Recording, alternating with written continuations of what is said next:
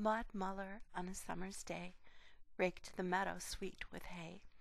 Beneath her torn hat glowed the wealth of simple beauty and rustic health. Singing she wrought, and her merry glee the mock-bird echoed from his tree. But when she glanced to the far-off town, white from its hill-slope looking down, the sweet song died, and a vague unrest and a nameless longing filled her breast. A wish that she hardly dared to own, for something better than she had known. The judge rolled slowly down the lane, smoothing his horse's chestnut mane. He drew his bridle in the shade of the apple trees to greet the maid, and asked a draught from a spring that flowed through the meadow across the road. She stooped where the cool spring bubbled up and filled for him her small tin cup, and blushed as she gave it, looking down on her feet so bare and her tattered gown. "Thanks," said the judge. A sweeter draught from a fairer hand was never quaffed. He spoke of the grass and flowers and trees, of the singing birds and the humming bees, and talked of the haying, and wondered whether the cloud in the west would bring foul weather.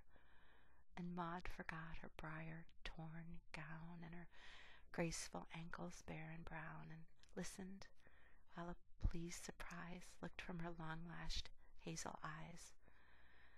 At last, like one who for delay seeks a vain excuse, he rode away. Maud Muller looked and sighed. Ah me, that I, the judge's bride, might be. He would dress me up in silk so fine, and praise and toast me at his wine. My father should wear a broadcloth coat, my brother should sail a painted boat.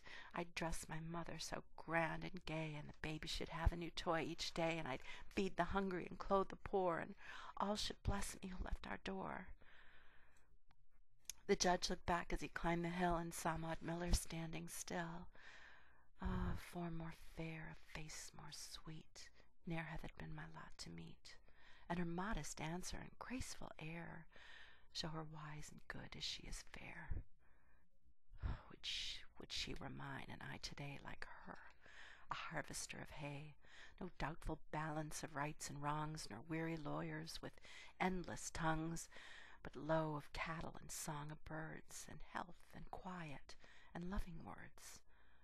But he thought of his sisters, proud and cold, and his mother vain of her rank and gold. So, closing his heart, the judge rode on, and Maud was left in the field alone.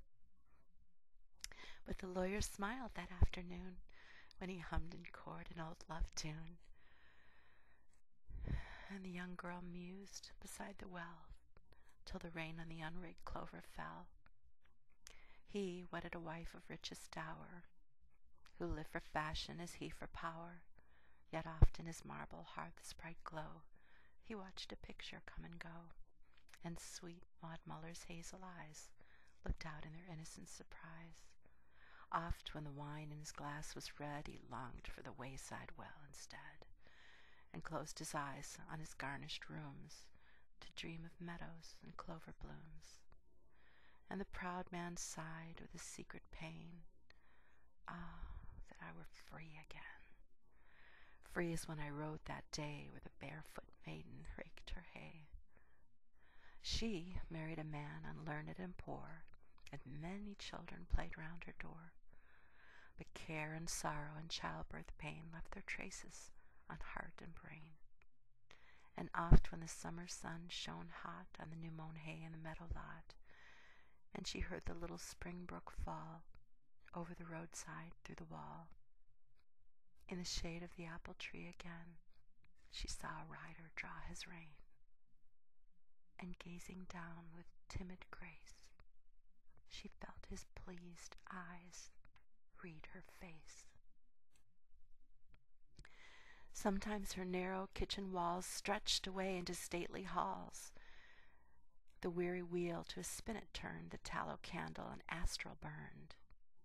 And for him who sat by the chimney lug, dozing and grumbling o'er pipe and mug, a manly form at her side she saw, and joy was duty, and love was law. Then she took up her burden of life again, saying only, "It might have been." Alas for maiden, alas for judge, for rich repiner and household drudge. God pity them both, and pity us all, who vainly the dreams of youth recall. For of all sad words of tongue or pen, the saddest are these: "It might have been." Ah well, for us some sweet hope lies, deeply buried from human eyes, and in the hereafter angels may roll a stone from its grave away.